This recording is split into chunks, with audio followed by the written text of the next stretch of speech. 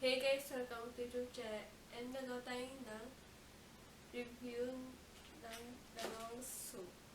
Itong Sakura Berberry soap at ang Purifying soap.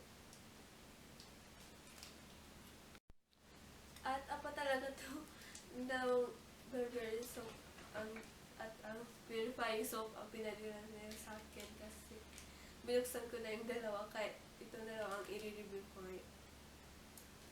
At, yan. Unahin natin ang purifying soap. At ito ay galing sa Blue Bonnet. At ipapakita ko yung picture na pinadala nila sa akin dito sa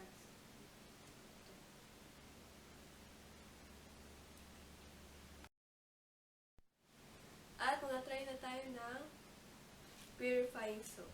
Let's get started. A few moments later. At itry natin ang purifying soap.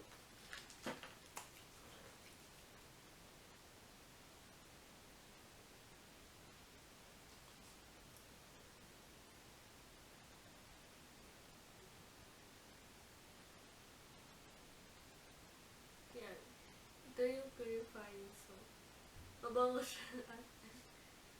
Ito yung, ganito yung, pag At,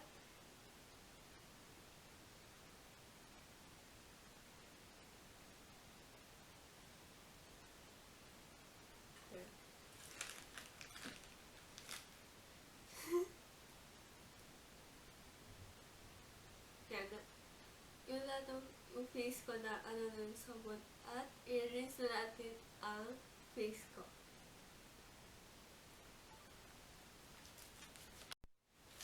At, ito yung Sakura Berberry soap.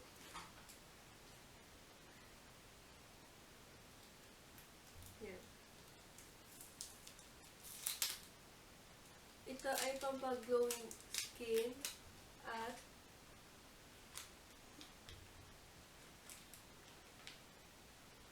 pampag-cleanse ng skin.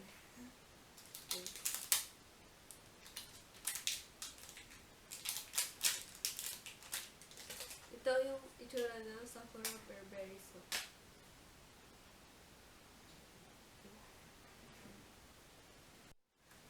At ito yung Sakura Berberry soap. Bangon, iba yung amoy nila pero mamaga. Yung Sakura Berberry soap at yung Purifying soap.